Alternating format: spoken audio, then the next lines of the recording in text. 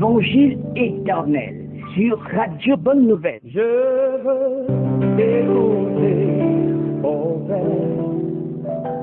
Tous les samedis, 21h-22h, prenez part à une étude biblique spéciale sur la 99.6 FM. Chrétiens, non chrétiens, ministres de culte, découvrez le sens caché de chaque verset biblique. Le message de Dieu dans les événements ici constants de la vie. Les prophéties bibliques expliquées terre à terre. Grâce à votre programme, l'Évangile éternel. Explorez la largeur, la longueur, la profondeur et la hauteur des saintes écritures. L'Évangile éternel. Un moment de recueillement avec le patriarche Dieudonné Batchak-Pidé. Tous les jours. Et me taire devant tes paroles qui restent.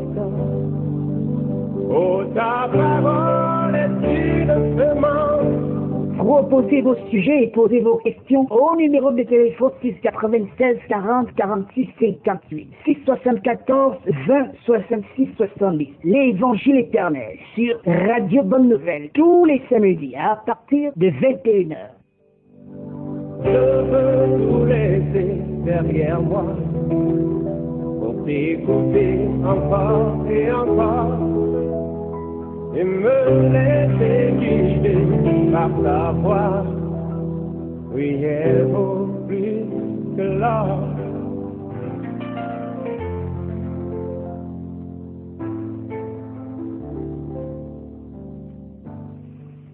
Mesdames et messieurs, frères et sœurs, bonsoir, ou bonjour évidemment, selon les lieux que vous nous écoutez, parce que déjà nous avons des réactions de part et d'autre dans le monde entier. Il y en a qui nous suivent même sur Internet et qui ont réagi depuis la Hollande.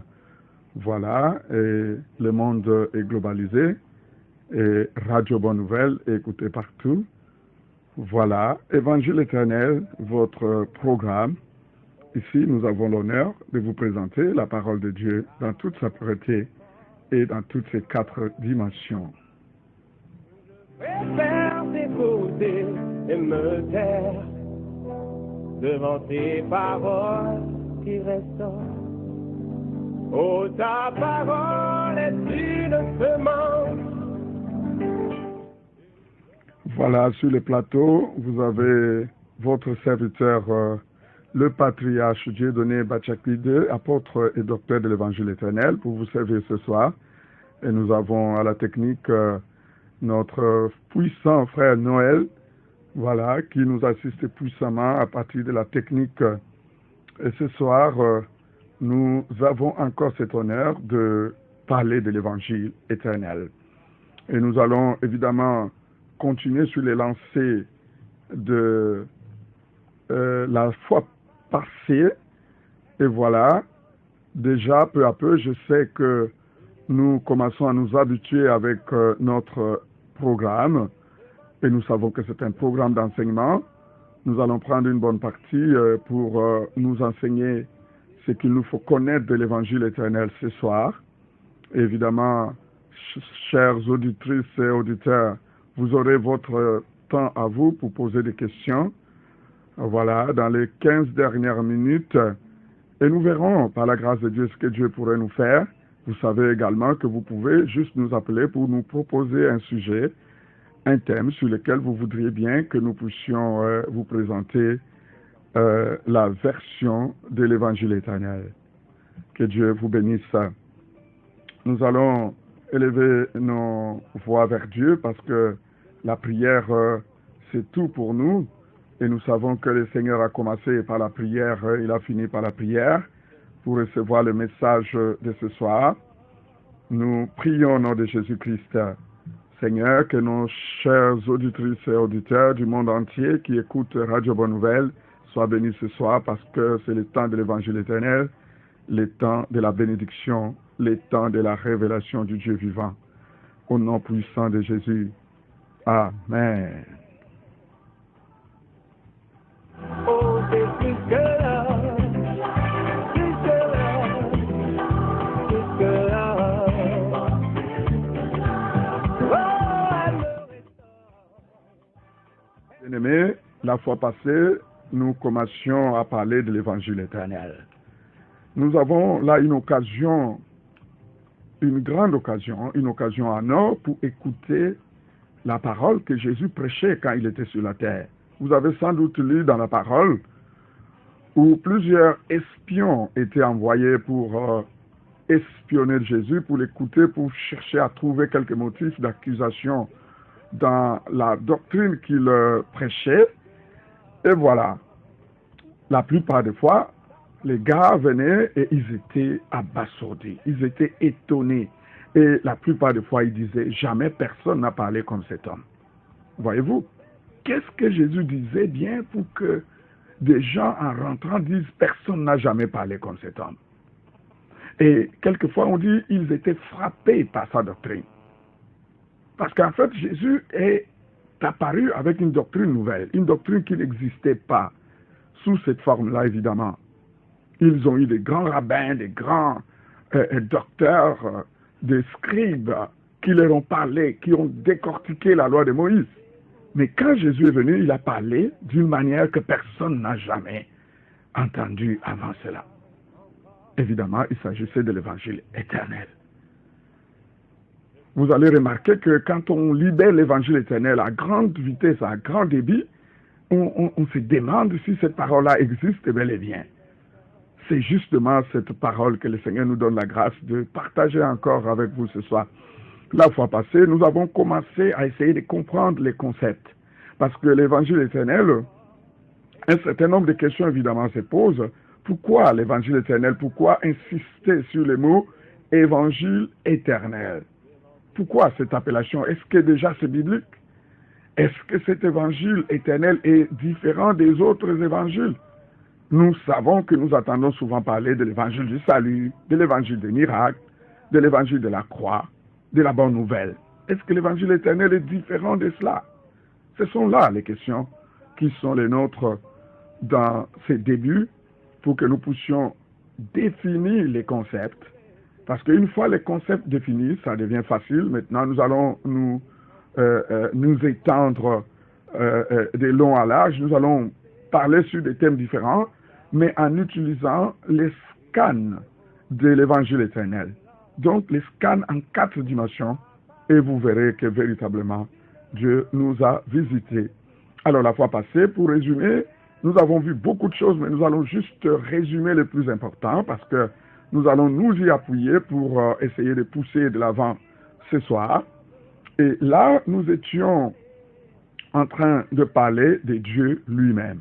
Et avant de parler de Dieu, évidemment, nous avons défini les concepts même de la parole. C'est quoi la parole? Voyez-vous? Et nous avons vu que la parole, c'est Dieu lui-même. Et l'important dans cette affaire, c'est que chaque parole est une divinité. C'est là que la chose devient importante. Parce que quand nous parlons de la parole de Dieu, c'est Dieu lui-même. Seulement, il est évident qu'il n'y a pas que la parole de Dieu dans les champs de la foi ou dans le monde spirituel. Il y a plusieurs paroles ou plusieurs doctrines ou plusieurs évangiles qu'on attend dans ces champs d'évangélisation. Et donc, nous avons parlé du concept de la parole pour relever justement le fait que parce que Dieu est un seul, il ne peut y avoir qu'une seule parole de Dieu. Il n'est pas possible qu'il y ait plusieurs paroles de Dieu. Non, ce n'est pas possible. De surcroît, plusieurs paroles de Dieu qui se contredisent.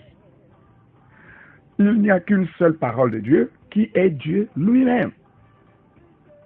Mais ce qui peut avoir comme différence, c'est au degré ou aux dimensions de la connaissance. Nous pouvons, et d'ailleurs, il n'est pas possible que nous soyons ou nous accédions tous à la même dimension de la connaissance de la parole de Dieu. Déjà, globalement, nous ne connaissons tous qu'en partie.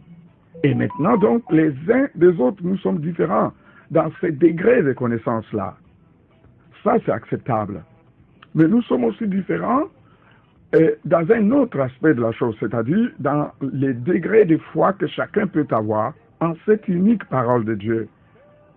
Mais ce qui n'est pas acceptable, ce qui ne peut pas exister, ce qui n'est pas faisable, c'est que chacun de nous ait sa propre doctrine, c'est que chacun de nous ait son propre évangile, que chacun de nous ait sa propre parole de Dieu. Ça, ce n'est pas acceptable pour Dieu. C'est pour ça qu'en allant plus loin dans 2 Corinthiens chapitre 11, versets 1 à 4, Paul a tout simplement et clairement dit que autant il y a des doctrines ou autant il y a des évangiles, autant il y a des Jésus, autant il y a d'autres dieux, autant il y a d'autres esprits. Parce que chacune de ces paroles, qui ne sont pas l'unique et vraie parole de Dieu, sont des divinités. Et c'est très important pour nous de fixer ces concepts-là, parce que ce que nous allons appeler parole de Dieu, ça sera seulement et uniquement la seule et vraie parole de Dieu. Et les autres paroles qui ne sont pas la parole de Dieu, nous ne devrions plus les appeler parole de Dieu et nous ne les appellerons pas ainsi pendant tout notre programme. Et deuxièmement, nous avons relevé le fait que Dieu est éternel. Et dans cette partie, nous avons vu que Dieu est un seul, évidemment, comme nous venions de le redire, mais que le même et seul Dieu a plusieurs appellations. Et les appellations que les saints ont données à Dieu dans la Bible ne sont pas par hasard. Ces différentes appellations sont des attributs de Dieu. C'est-à-dire qu'il nous aide à savoir qui est Dieu. Ça met en valeur chaque aspect de Dieu ou les différentes facettes de Dieu. Nous avons cité Jéhovah Jireh, Jéhovah Rapha, Jéhovah Nissi, Jéhovah Shalom. Qu'est-ce qu'on peut citer encore? Il y en a plusieurs, vous le savez certainement. Mais il n'y a pas plusieurs dieux, il y a un seul Dieu qui répond de tous ces noms-là, parce que ce seul Dieu a des facettes illimitées, a des facettes variées. Voilà.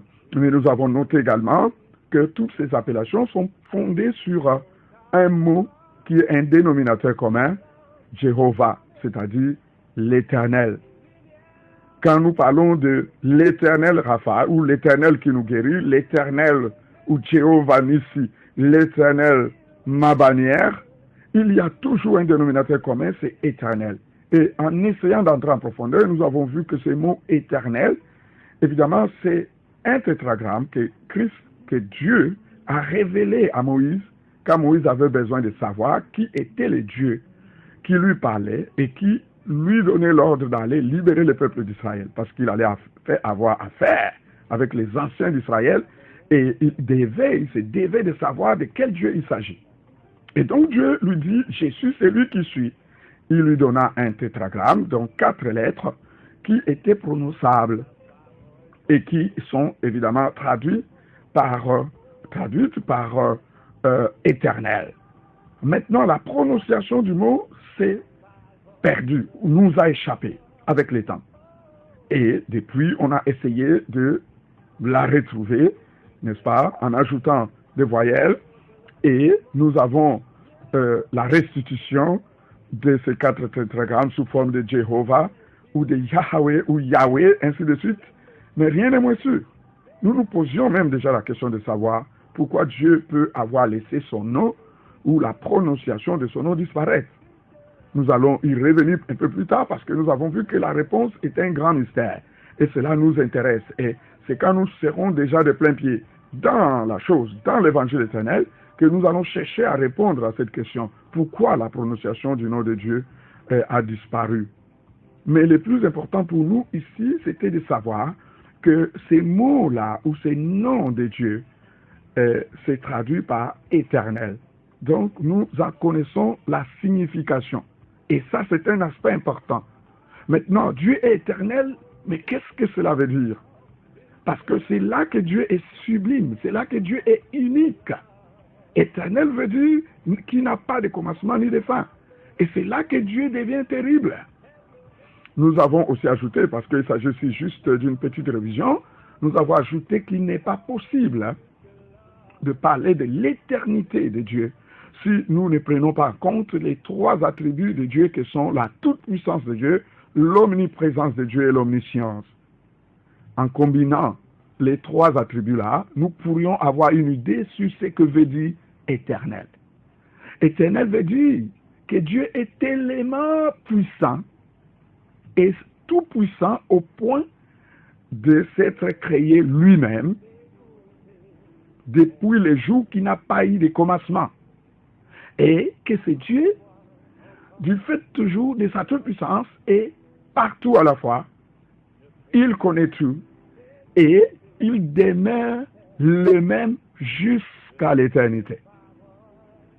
Donc, ces trois attributs de Dieu, l'omnipotence de Dieu, l'omniprésence de Dieu et l'omniscience de Dieu, nous aident tant soit peu à comprendre la notion de l'éternité.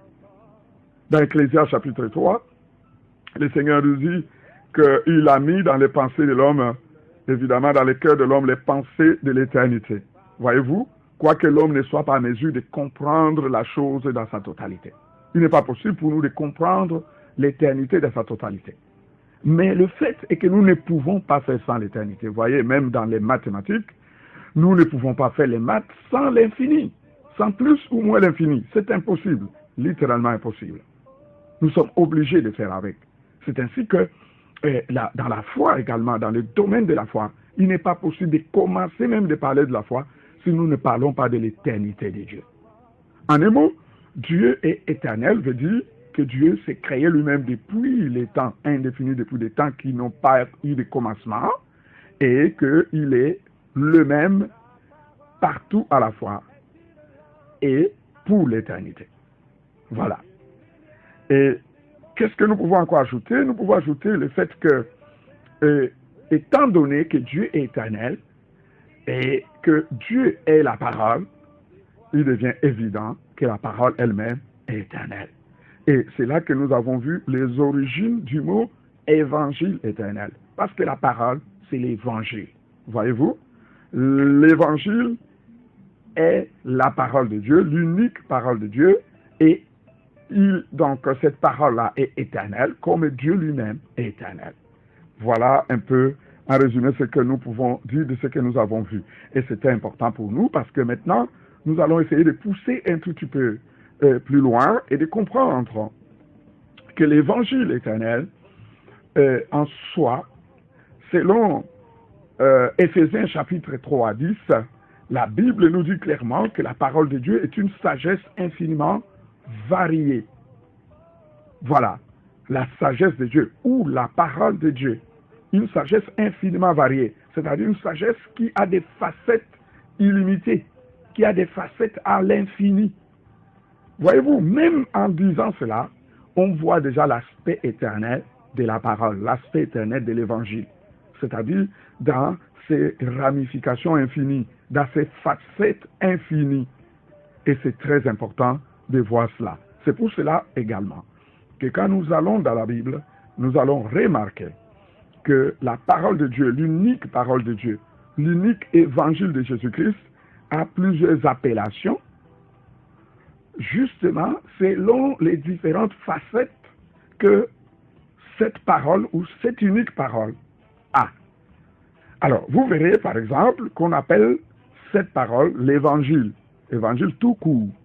Voyez-vous, on appelle encore cet évangile de Jésus la sainte doctrine.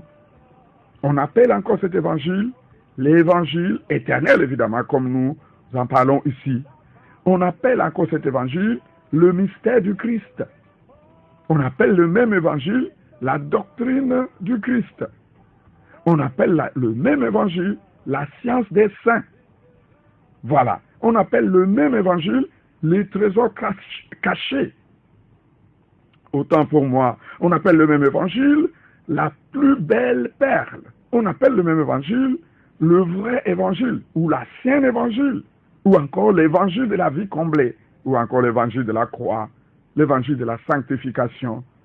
La chose, il y en a, je citerai autant, il y en a dans la Bible plusieurs noms. Le seul et même évangile, mais qui a plusieurs appellations. Mais pourquoi? Parce qu'évidemment, cet évangile a plusieurs aspects. Donc, c'est une sagesse infiniment variée. Du coup, il faut une certaine appellation, ou il faut autant d'appellations que possible pour pouvoir nous permettre de mettre en valeur les différents aspects de cet évangile unique de Dieu. Alors, expliquons quelques-unes de ces appellations, en relation évidemment avec l'évangile éternel. Quand on dit évangile tout court, quand on appelle la parole de Dieu évangile tout court, sachez-le, c'est pour mettre en évidence son aspect bonne nouvelle. Parce que l'évangile veut dire bonne nouvelle. Donc, étymologiquement, ça vient du mot d'un mot grec. Hein, je suis pas vraiment bon en grec. Donc, évangélion, évidemment, un grec ancien, et qui est traduit, évidemment, dont l'équivalent en latin est évangélium. Voilà, c'est pas vraiment comme ça que ça se prononce, mais prenons ça comme ça. Vous voyez, ici, ça nous montre l'aspect bonne nouvelle tout court, parce que ce mot évangile veut montrer tout simplement l'aspect de la bonne nouvelle. L'aspect de la bonne nouvelle que la parole révèle. Et quelle est cette bonne nouvelle? Nous le savons tous. La Bible dit clairement que c'est la vie éternelle que Christ nous donne gratuitement en Christ. La vie éternelle que Dieu nous donne gratuitement en Christ. Et quand on parle de l'évangile de la croix, c'est pour mettre en avant un autre aspect de l'évangile. Voyez-vous? En résumé, parce que nous n'aurions pas assez de temps pour faire ces détails-là, nous voulons juste brosser quelques éléments pour mieux comprendre pourquoi nous parlons et nous insistons sur le mot évangile éternel. Quand nous parlons de l'évangile de la croix, c'est pour relever le fait que la parole de Dieu est liée à la souffrance. Déjà, pour nous sauver, Christ a porté la croix, c'est-à-dire qu'il a souffert, et évidemment, pour suivre Christ, pour être comme Christ, il va falloir donc aussi porter la croix, c'est-à-dire souffrir. Et il est important de mettre en avant évidemment cet évangile parce que la souffrance, au fond, nous allons voir dans l'évangile de la croix que c'est un carburant qui peut permettre à un chrétien d'être de plus en plus solide. Et d'ailleurs, c'est le seul qui peut nous permettre de produire les fruits de l'esprit. Sans les tribulations et la souffrance, il n'y aurait pas moyen de produire les fruits du Saint-Esprit.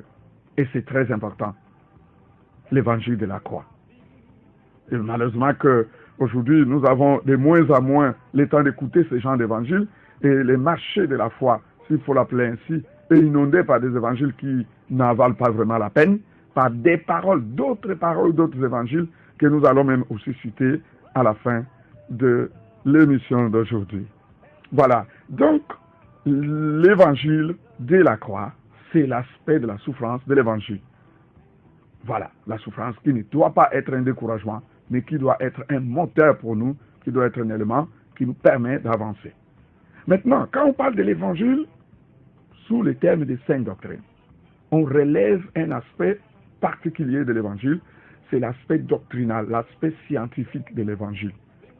En d'autres termes, voyez-vous, on pourrait parler de l'évangile, c'est-à-dire de la science des saints, parce que l'évangile s'appelle aussi la science des saints. Dans Proverbes chapitre 9, 10 ou dans Proverbes 33 à 6. J'espère que vous avez votre petit bout de papier sur lequel vous écrivez les versets. Il y en a tellement, mais nous allons citer les plus importants pour nous caler sur ce que nous devons relever, de sorte que, évidemment, si vous avez des questions plus tard, nous puissions revenir sur les points qui n'ont pas été assez clairs. Voilà. L'évangile, quand on l'appelle sainte doctrine, c'est pour relever l'aspect scientifique de la parole. Vous verrez que la parole de Dieu est plus exacte que les sciences exactes.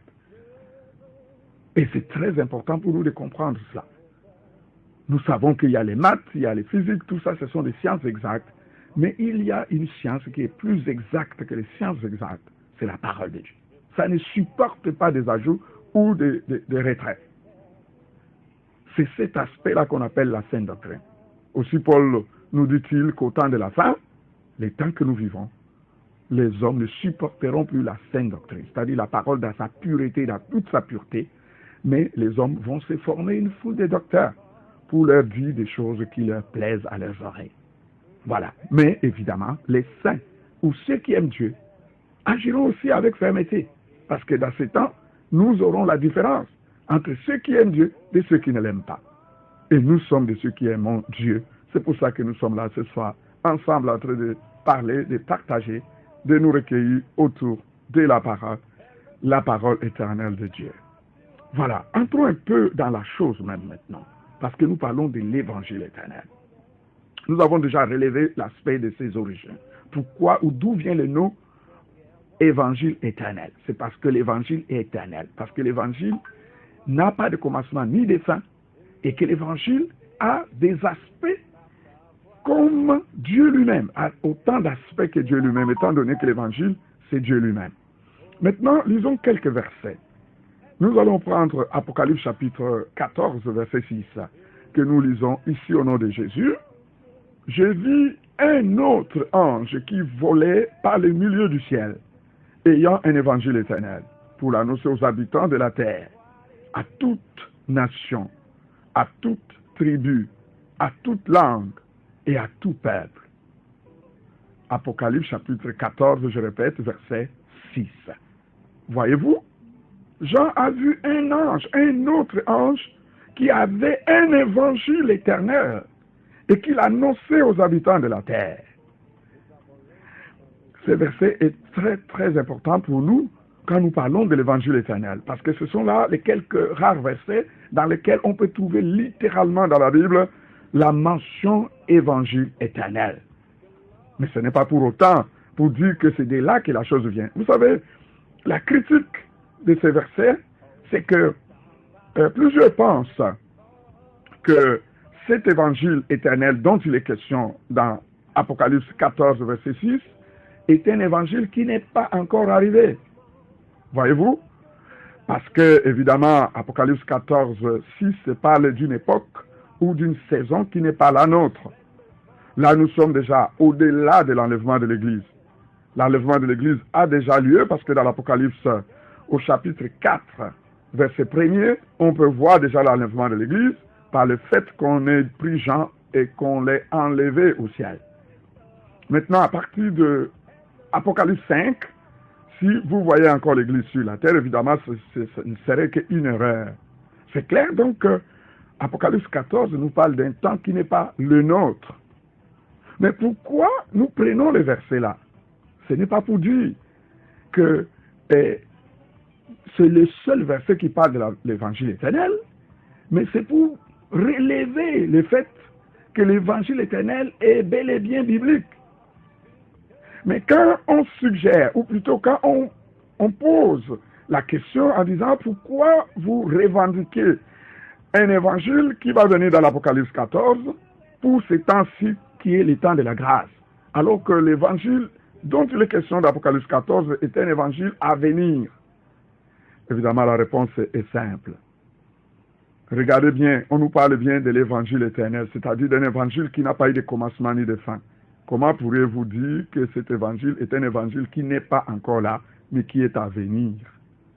Voyez-vous, je crois que c'est cette objection qui ne tient pas compte du mot éternel qui est relevé ici. Un évangile qui est qualifié d'éternel ne peut pas être un évangile à venir. Non, loin de là. Au contraire, le mot éternel indique bien qu'il s'agit d'un évangile qui traverse toutes les saisons. Je crois que tout le monde est en train de comprendre. Je prie vraiment le Seigneur de nous aider parce que, vous savez, par moments, les limitations font que nous pouvons commettre des erreurs si graves dans la parole. Pourtant, les choses ne sont pas si compliquées que ça. On nous parle d'un évangile éternel. C'est pour dire quoi? C'est pour dire que l'évangile qui n'a pas commencé d'Apocalypse 14, c'est un évangile qui a été au temps de la grâce maintenant. Et un évangile qui n'a pas non plus commencé au temps de la grâce, un évangile qui a été au temps de la loi, au temps de l'Ancien Testament. Un évangile qui n'a pas commencé avec la loi de Moïse, un évangile qui a été avant le temps de la loi, qui a été au ciel, qui a été depuis l'éternité. Je sais que vous allez comprendre ça. Continuons d'avancer, mais relevons déjà ici que le mot évangile éternel est bel et bien biblique et que même après l'enlèvement de l'Église, il y aura encore la prédication de l'évangile éternel parce que justement, la dimension éternelle de l'évangile est une dimension de l'immutabilité de la parole. La parole est immuable, inchangée. Elle demeure la même hier, aujourd'hui et éternellement. Alléluia. Gloire à Dieu. Voilà. Et nous allons prendre un autre verset. Et cette fois, nous prenons 1 Pierre chapitre 1, verset 25. Et nous pouvons lire ceci. Mais la parole du Seigneur demeure éternellement. Et cette parole est celle qui vous a été annoncée par l'Évangile. Je peux répéter parce que le verset est tout court. Mais la parole du Seigneur demeure éternellement. Et cette parole est celle qui vous a été annoncée par l'évangile. Voyez-vous? C'est important de mettre en relation les éléments qui sont dans ce verset. On nous parle de la parole. Et que cette parole, c'est ça qui est l'évangile. Et que donc cette parole est éternelle. Elle demeure éternellement. Très important. Voyez-vous? L'évangile éternel, c'est partout dans la Bible. On en parle partout dans la Bible. Or, je vous rappelle que nous avons déjà parlé de l'éternité de Dieu. C'est-à-dire que nous pouvons comprendre maintenant à fond, quand nous parlons de l'évangile éternel, qu'est-ce que Dieu veut vraiment nous dire par là? Nous avons relevé le fait que l'éternité de Dieu est plus ou moins explicable pour l'esprit humain si nous prenons en compte les trois attributs de Dieu qui sont la toute-puissance de Dieu, l'omniprésence de Dieu et l'omniscience de Dieu. Ce qui a fait que nous avons pu voir que Dieu éternel veut dire qu'il est si puissant, il est tellement puissant, il est tout puissant, au point d'avoir eu la capacité de se créer d'abord lui-même au jour qui n'a pas de commencement, c'est-à-dire depuis l'éternité, et qu'il connaît tout, et qu'il est partout à la fois, et le même partout à la fois pour l'éternité. Voilà un peu la chose. Maintenant, rabattons cela sur l'évangile. Vous comprenez alors que quand nous parlons de l'évangile éternel, il s'agit de mettre en valeur, de mettre en relief la faculté de l'unique et vraie parole de Dieu, la faculté de l'évangile de Dieu, l'évangile de Christ, à être le même, hier, aujourd'hui et éternellement, et à être partout, en même temps. Là, nous sommes en train de parler de choses très sérieuses maintenant. C'est-à-dire que la faculté de la parole, la faculté du seul et vrai évangile, à être le même hier, aujourd'hui, éternellement. Sa faculté à se trouver partout, dans la Bible comme dans la nature, au ciel comme sur la terre, et d'éternité en éternité, sous des formes variées, sous des formes très différentes, mais tout en restant le même. Ça, c'est la quintessence maintenant de la parole de Dieu. C'est-à-dire, quand tout devient évangile. L'évangile éternel, c'est quand tout devient évangile. C'est-à-dire, quand votre stylo, votre crayon, votre gomme, votre cahier, votre ordinateur, tout ce que vous avez autour de vous devient évangile. Quand vos vêtements, vos chaussures, vos lunettes, vos bijoux, vos kits de maquillage deviennent évangile. Quand votre père, votre mère, votre femme, vos enfants, toute la famille et même les voisins deviennent évangile. Quand la forêt elle-même devient évangile. La forêt, si bien que tout ce qui habite, la mer et tout ce qui habite, le ciel et tout ce qui se trouve au ciel, quand tout devient évangile. Voilà. Et nous sommes là entrés dans de plein pied dans la chose. Vous comprenez, bien-aimés? Parce que depuis l'Ancien Testament jusqu'au Nouveau Testament, il s'agit de l'évangile. Même la loi de Moïse, c'est l'évangile. Mais sous une forme voilée. Donc, les royaumes, tous les royaumes des hommes, les royaumes des anges, la politique, la science, les religions, les cultures, même nos coutumes, ou ce que nous appelons les traditions, c'est l'évangile. Vous voyez que nous entrons dans une dimension terrible. Vous savez, j'ai fait exprès de m'arrêter un instant sur nos traditions, qui sont, entre guillemets, mal réputées, et qui malheureusement ont été matraquées par un certain évangile, au point que nous avons littéralement acculturé l'Afrique. C'est un problème, parce qu'en réalité, dans la vision de l'évangile éternel, tout est évangile. Même nos traditions sont évangiles. À quoi faut-il avoir les bonnes lunettes pour scanner et détruire tout ce qui a été inséré par le diable et ressortir, mettre en valeur ce qui vient de Dieu. Le règne animal, le règne, si vous voulez, le règne animal sauvage ou domestique, tout ça c'est de l'évangile. De la jungle à la ferme, de la terre à la mer, passant par les sources, les rivières, les fleuves, les lacs, tout est évangile. Aucune chose n'est inutile. Tout ce que vous savez, tout ce que vous avez déjà vu, et même ce que vous n'avez pas encore vu, tout ce qui existe est évangile. Même Satan est évangile. Oh, alléluia. C'est pour ça que vous allez remarquer que dans la Bible, il y a les paroles, entre guillemets, dites les paroles de Satan. Je connais certains qui nous reprochent, par exemple, souvent et disent que pourquoi vous dites la Bible est la parole de Dieu? Pourtant, Quand vous lisez la Bible, vous voyez dedans les paroles des hommes, vous voyez même les paroles de Satan. Satan parle même de la Bible. Alors ne dites plus que la Bible c'est la parole, dites plutôt que dans la Bible il y a la parole. Voyez-vous? Et ces genres d'observation, évidemment, on n'est pas balayé d'un revers de main. C'est quand nous entrons dans la dimension de l'évangile éternel que nous pouvons maintenant comprendre ce que je suis en train de vous dire ici, que tout est évangile, même Satan est évangile. Encore faut-il avoir des lunettes, les bonnes lunettes, pour scanner les choses. J'ai vu un film un jour, et c'était un tueur qui entraînait un apprenti tueur, donc un tueur à gage. Alors il parlait avec son apprenti et il lui dit une chose, il dit, tu sais, règle numéro 1, toujours être en train de voir tout le monde. Et il dit, mais comment je fais? Il dit, mais quand tu es dans un bar, déjà cherche à te positionner dans un endroit où il y a des miroirs et où les miroirs te permettent de voir tes derrière. Parce que si tu ne vois pas ton derrière, eh bien, tu es mort. Toi, tu veux tuer les gens, n'oublie pas que toi aussi, tu pourrais bien être dans la liste et qu'on est en train de te chercher. Alors, tu dois te rassurer que tu vois derrière, tu vois à gauche et tu vois à droite. Du coup, tu dois te placer dans un endroit où il y a un miroir. Ton verre que tu utilises qui est devant toi, c'est un miroir, c'est un rétroviseur qui peut te permettre de regarder dans un angle qui est mort. Place très bien ton verre. C'était très intéressant ce film-là, parce qu'évidemment, je viens de vous le dire, tout est évangile.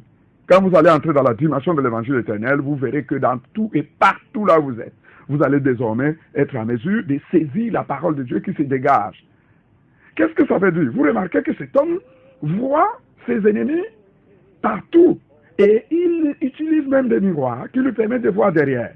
Mais attention maintenant, quand il faut utiliser un miroir qui vous permet de voir en rétro, vous devez intégrer une certaine dimension de la chose. Parce que ça va montrer les images à l'envers. Par exemple, quand l'ennemi s'éloigne, il fait comme s'il s'éloignait, ça voudrait peut-être alors dire qu'il est en train de se rapprocher. Et vous devez intégrer cela. Vous voyez qu'un miroir, selon le plan ou l'angle où il est placé, vous devez en tenir compte pour interpréter l'image qui s'est fait voir sur votre miroir. Or, justement, la Bible nous dit que la Bible, la parole de Dieu, est un miroir dans lequel nous devons nous mirer. Et donc, quand vous allez dans la Bible, faites bien attention. Parce que là où il y a le diable, le miroir est inversé. Il suffit d'inverser le miroir et de savoir que tout ce que le diable propose, c'est ce que Dieu ne veut pas. C'est aussi simple que ça. Donc, la parole du diable même devient la parole de Dieu. Ça devient évangile. L'évangile éternel, c'est quand tout devient évangile. C'est le moins qu'on puisse dire. Voyez-vous?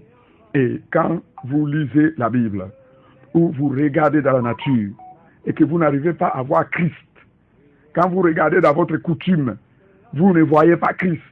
Quand vous regardez dans l'actualité, vous ne voyez pas Christ. Quand vous regardez à l'école, partout là où vous êtes, dans votre famille, vous ne voyez pas Christ. Comprenez seulement qu'il vous manque une dimension de l'évangile. C'est ce qu'on appelle l'évangile éternel. Et une fois vous entrez dans cette dimension-là, alors vous allez intégrer les 4 dimensions de la parole de Dieu et ça pourrait vous permettre de lire ou d'interpréter tout ce qui est autour de vous et désormais de voir Dieu dans toutes ces choses. Parce que la Bible nous dit que tout vient de Dieu. Tout est Dieu, bien-aimé. C'est Dieu qui a créé tout. Et voyez-vous, tout ce qui sort de Dieu ne peut sortir vainement. Quand Dieu, la Bible dit que Dieu fait chaque chose bon en son temps. Bon, mettons ça de côté. Dieu fait chaque chose pour un but. Dieu a créé chaque chose pour un but. Chaque chose est une partie de Dieu et qui donne un message sur cette partie de Dieu, sur cet aspect de Dieu. Encore faut-il seulement que nous autres qui sommes en face ayons la capacité d'interpréter la chose et de la comprendre. Voilà, en un mot, ce que nous pouvons dire de l'évangile éternel. Nous avançons vers la fin déjà de ce programme, mais nous ne pouvons terminer ce soir sans relever les faux évangiles. Parce que la Bible, dans 1 Corinthiens chapitre 11, nous avons déjà lu ces versets 1 à 4, 2 Corinthiens je veux dire, chapitre 11, versets 1 à 4, nous avons vu l'apôtre Paul nous dit, faisons bien attention parce qu'il y a plusieurs faux évangiles plusieurs esprits, plusieurs paroles, plusieurs Jésus qui sont ambulants, qui sont en circulation. Nous devons bien faire attention à ces choses-là. Je l'ai dit au début de l'émission, en remplace ce que nous avons vu la fois passée, je disais que nous pouvons tous avoir un degré différent de connaissances, mais des connaissances de la même et unique parole. Nous pouvons tous avoir des degrés de foi différentes, mais de l'unique et même parole. Mais nous n'avons pas le droit, chacun, d'avoir sa parole à lui, ou sa doctrine à lui. C'est absolument important. Pourtant, l'apôtre nous avons déjà mis en garde contre ces choses-là. Et nous sommes dans une époque, dans une saison où foisonnent les fausses doctrines, foisonnent les faux évangiles, foisonnent les fausses, si vous voulez, les faux esprits qui sont là et qui rivalisent avec l'unique et véritable parole de Dieu. Il est important donc de relever également cela. Vous savez, en amont, j'ai relevé un certain nombre de noms qu'on donne à l'évangile. L'évangile de la croix, l'évangile du miracle, l'évangile. J'ai cité un certain nombre d'évangiles qui sont des vrais évangiles. Mais nous ne pourrions pas passer ici sans citer aussi les faux évangiles. Parce qu'il faut qu'on voie un peu de nuances également dans ce sens-là. Voilà pourquoi les apôtres nous ont mis en garde. Par exemple, je cite ici l'évangile de la pauvreté. Voyez-vous? L'évangile de la pauvreté, en fait, c'est une confusion entre l'évangile de la pauvreté spirituelle et la pauvreté charnelle. Vous voyez que ça fait deux choses différentes. Dans Matthieu, chapitre 5, verset 3, le Seigneur est en train de parler de heureux les pauvres en esprit. Mais d'aucuns ont pris ce passage pour venir nous appauvrir, nous, en Afrique, et nous dire de ne pas penser à autre chose, de ne pas penser à l'argent, de penser seulement aux choses spirituelles, parce que ce sont les pauvres qui hériteront le royaume des cieux. Entre-temps, eux, ils s'engraissent. Entre-temps, eux, ils sont super riches. C'est un non-sens. Et je veux vous relever que tous les faux évangiles sont toujours une petite nuance de confusion que le diable insère, parce qu'en fait, le diable ne peut rien créer du tout. Voyez-vous? Le diable, c'est un imitateur, et du coup, il est obligé d'imiter, de prendre ce qui existe d'abord, et puis d'imiter, et maladroitement évidemment, d'imiter de sorte à ne jamais être dans le vrai, pour pouvoir créer sa voix à lui. C'est pour ça que quand on parle de l'évangile de la pauvreté, évidemment, c'est un faux évangile, c'est une fausse parole. Et c'est une piraterie d'une vraie parole, d'un vrai évangile qui est l'évangile de la pauvreté spirituelle, c'est-à-dire en d'autres termes, l'évangile de la repentance. Parce que quand on dit un pauvre en esprit, c'est quelqu'un qui a pris conscience de sa misérable situation spirituelle. C'est ce qu'on appelle en d'autres termes la conviction du péché de jugement. Quand un homme entre dans la conviction du péché de jugement, qu'on appelle en d'autres termes encore le brisement, alors il se voit si misérable, il entre dans la réalité de sa misère spirituelle. Ça n'a rien à voir avec la pauvreté physique. Il peut être un riche, un super riche, mais spirituellement, il prend, si vous voulez, conscience de sa pauvreté morale et spirituelle. Et il s'agenouille, il s'écroule devant la croix et il implore le Seigneur qui est le seul riche pour venir l'enrichir maintenant spirituellement et l'élever. Voyez-vous, l'évangile de la pauvreté charnelle ne vient pas de Dieu. En antipode, je vais mettre l'évangile de la prospérité.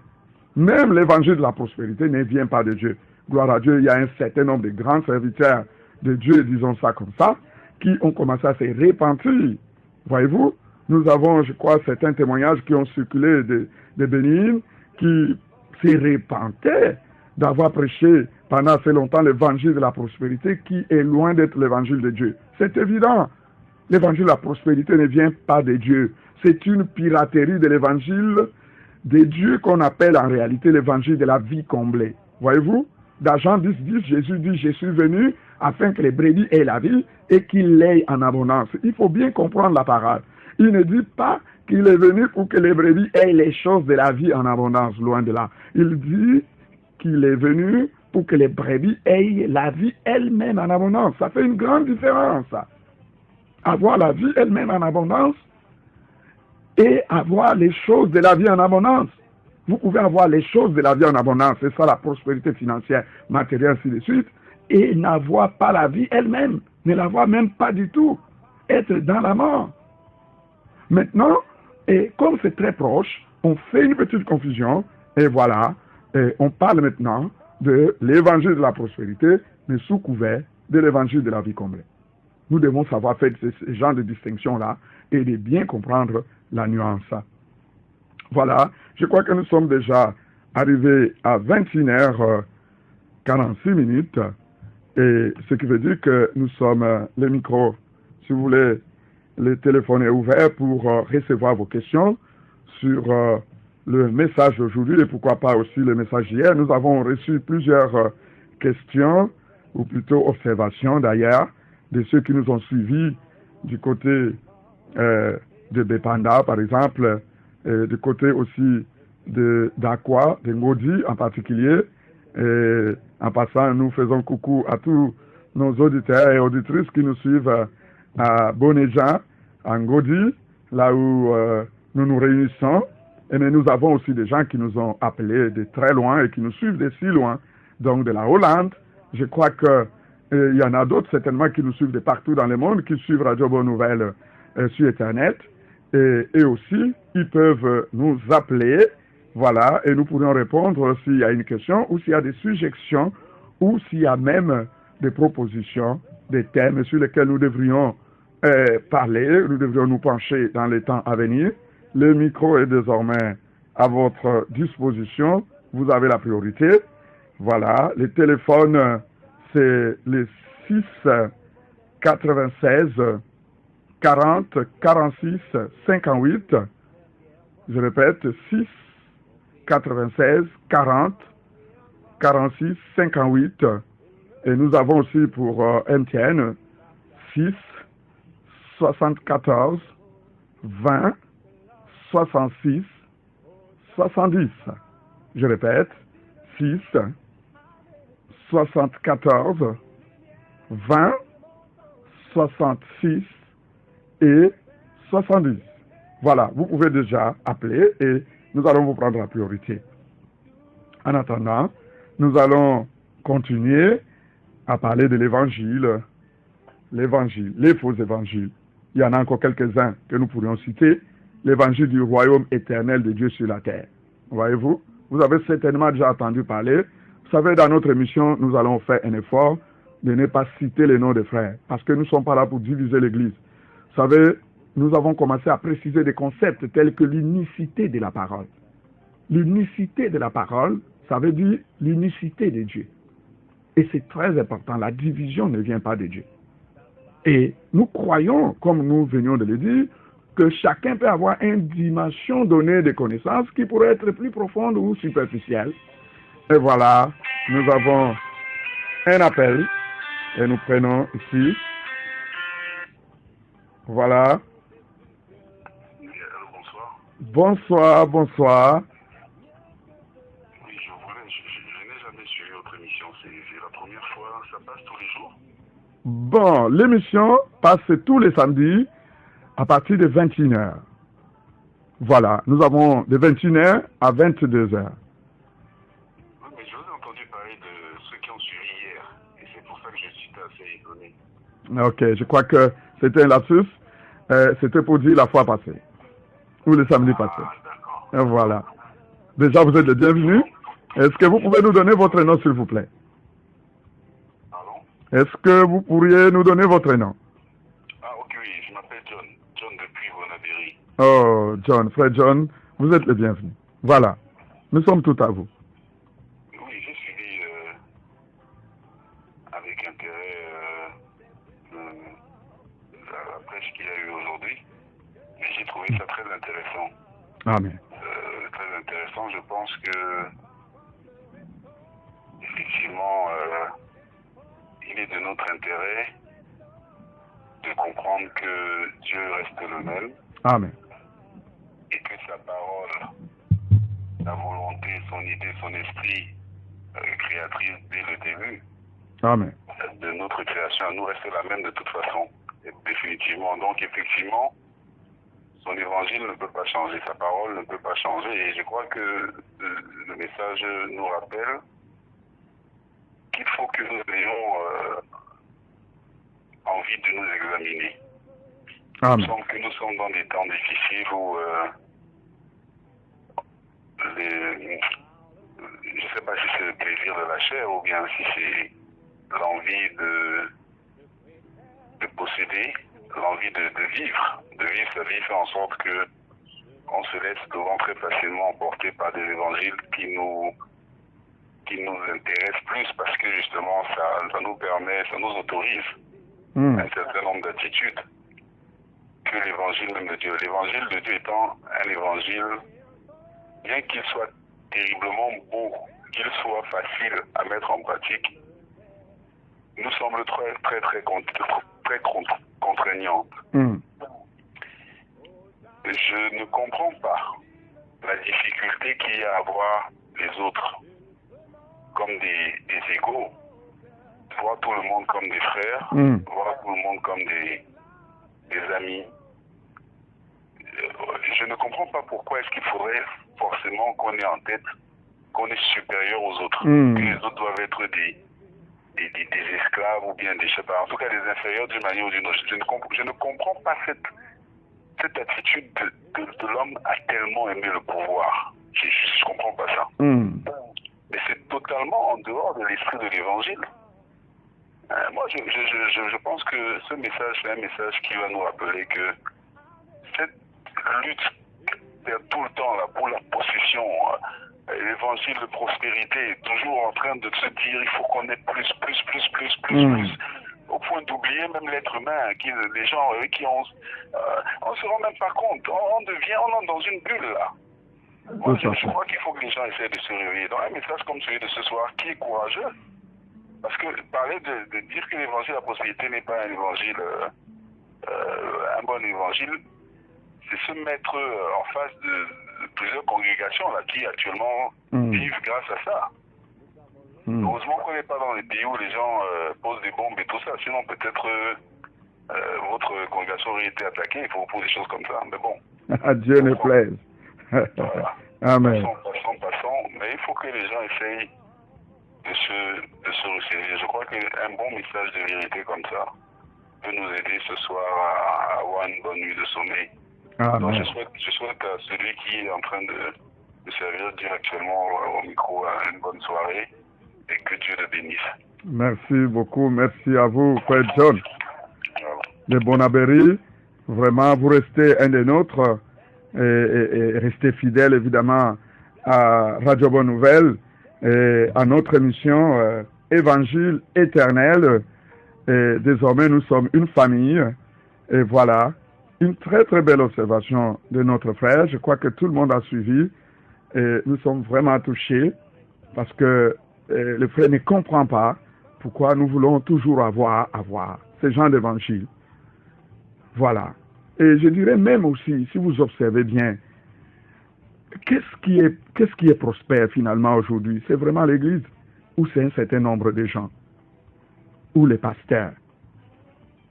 Ou un certain nombre de frères? Parce que nous parlons de prospérité. Le temps nous manquerait pour parler de cela.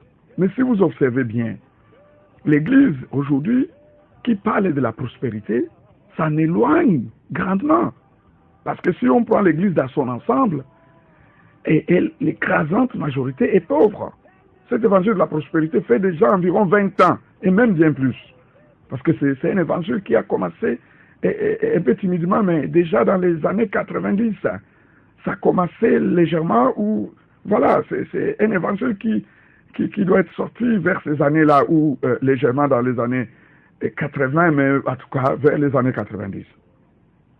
Depuis les années 90 jusqu'à aujourd'hui, est-ce que l'Église dans son ensemble avance en matière de prospérité? Si on prend l'Église dans son ensemble, l'écrasante majorité de l'Église n'est pas dans cette prospérité-là. C'est un certain nombre de gens qui se sont enrichis. Mais si nous allons dans l'Église primitive où on avait prêché la vie comblée, vous allez voir que quelques-uns seulement évidemment avaient des moyens et parce qu'ils concevaient l'Église comme une famille, comme un corps, ils avaient pris ces biens et ils les avaient mis à la disposition de toute l'Église au point qu'aucun ne pouvait être indigent. Parce qu'en fait, la prospérité de l'Église est dans le partage Il faut que ceux à qui Dieu a donné beaucoup partagent avec les faibles. Dieu ne dit pas que Jésus ne dit pas être venu pour rendre chaque chrétien riche. Vous ne trouverez aucun verset pareil dans la Bible. Même dans l'église primitive, la majorité étaient des gens qui étaient considérés comme les rébus de la société. Voyez-vous? Mais parce que le peuple avait compris la dimension de la vie comblée et que l'argent devrait être partagé, que tout ce que nous avions, commençant par la parole qui est la chose la plus chère que nous avons, jusqu'à chaque chose que nous avons, c'est-à-dire l'argent y compris, il s'est partagé tellement tout qu'aucun d'eux n'était un indigent. C'est ça la vraie prospérité de Dieu et c'est ça la vie comblée. Donc voilà, que le Seigneur vous bénisse abondamment. Nous sommes encore là, je crois que nous pouvons encore recevoir un appel, c'est possible dans ces quelques minutes. Entre-temps, nous achevons de citer un certain nombre d'évangiles, des faux évangiles comme nous disions. J'ai parlé de l'évangile du royaume de Dieu, du royaume éternel de Dieu sur la terre. Parce que d'aucuns disent que bientôt après l'Armageddon, Dieu va établir son royaume sur la terre pour l'éternité. Non, ça c'est un faux évangile. Et ces faux évangiles ne viennent pas de nulle part. C'est la confusion entre le royaume de Dieu sur la nouvelle terre. La Bible parle de la nouvelle terre. Il y aura une nouvelle terre. Mais le millénium n'est pas la nouvelle terre. Après l'Armageddon, il y aura le millénium qui ne fera que 1000 ans sur cette terre. Mais après les 1000 ans, la terre que nous voyons sera détruite, sera assimilée, sera, si vous voulez, bien transmutée, parce que c'est le vrai mot si nous voulons entrer en profondeur, pour donner place ou donner lieu à une nouvelle terre et à un nouveau ciel qui dureront éternellement. Et c'est là qu'un certain nombre de gens dureront, ou plutôt régneront. Mais nous, l'Église, nous avons une vocation supérieure, une vocation céleste. L'Église doit aller au ciel, et l'Église va même au ciel par l'enlèvement, avant que l'Armageddon arrive, avant que le millénium n'arrive. Voyez-vous, l'évangile du royaume éternel de Dieu sur cette terre du péché est un faux évangile.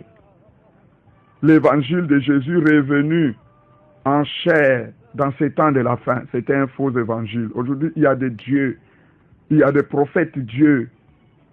Je ne vais pas citer des noms, mais quand vous voyez un prophète qui vous dit qu'il est Dieu, qu'il est, si vous voulez, l'incarnation de Dieu, que personne ne peut entrer dans le royaume de Dieu que par lui, c'est un faux évangile. Tout cela, Matthieu 24, 5 nous le dit.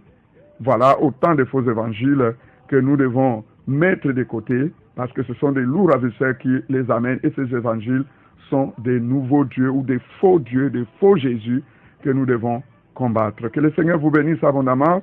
Nos salutations à tous ceux des nôtres qui sont partout dans le monde entier, surtout dans la ville de Douala. Le Seigneur vous bénisse. Nous sommes à la fin de notre émission. Nous prenons rendez-vous pour samedi prochain. Et voilà, que le Seigneur vous bénisse en abondance. Vous pouvez toujours poser vos questions, évidemment, et vous pouvez toujours aussi nous suggérer dans le numéro de téléphone qui va passer dans les spots de temps en temps. Que le Seigneur vous bénisse. Évangile éternel.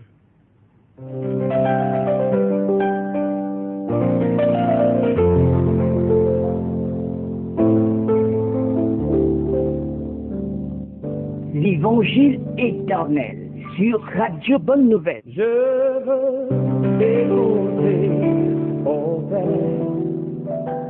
Tous les samedis, 21h-22h, prenez part à une étude biblique spéciale sur la 99.6 FM. Chrétiens, non chrétiens, ministres de culte, découvrez le sens caché de chaque verset biblique. Le message de Dieu dans les événements et circonstances de la vie. Les prophéties bibliques expliquées terre à terre. Grâce à votre programme, l'Évangile éternel. Explorez la largeur, la longueur, la profondeur et la hauteur des saintes écritures. L'Évangile éternel. Un moment de recueillement avec le patriarche Dieudonné Batchak-Pidé. Tous les jours. Et me taire devant tes paroles qui restent. Oh, ta parole est une semence. Composez vos sujets et posez vos questions au numéro Partout, écoutez Radio Bonne Nouvelle. de 674 Il est 22 heures.